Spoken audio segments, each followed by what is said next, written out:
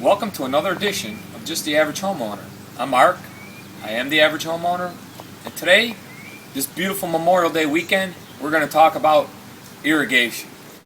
We're going to show you a simple, affordable way to keep your plants watered and enjoy your summer and enjoy the beauty of your plants.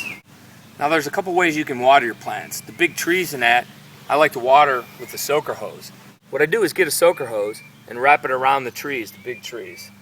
So you just find a soaker hose, lay it out the way you want in your mulch, cover it back up, and you're all set. My brother-in-law, who runs a big greenhouse, turned me on to a company called DripWorks. The cool thing about DripWorks is they make inexpensive irrigation system. So you can water your potted plants, your hanging baskets, even your garden. You start out by setting out a supply line, this plastic supply line.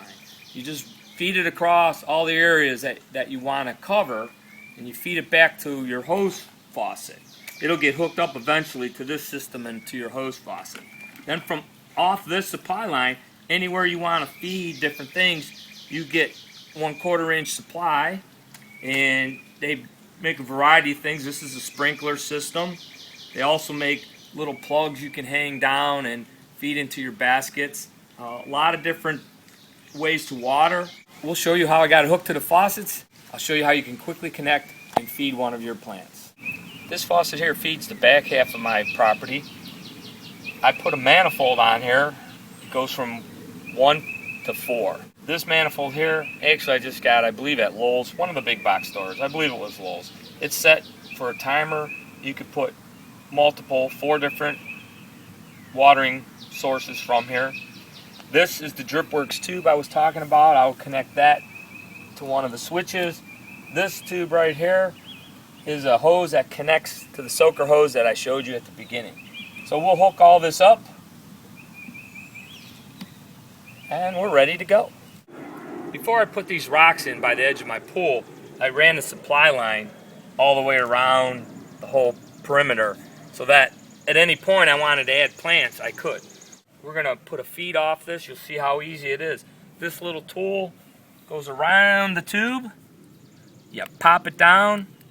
Now, what I want to do, I got a little hole here.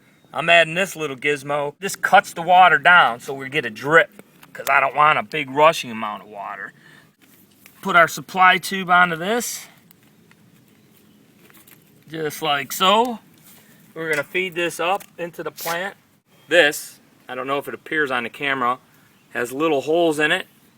The water will just drip out of this tube once it's connected here.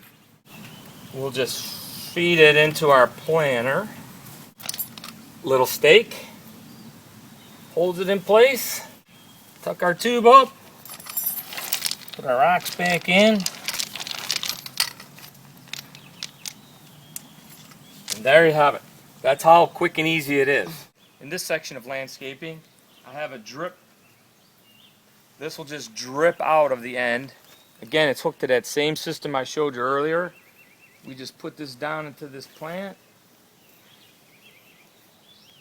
And there you have it. That'll drip.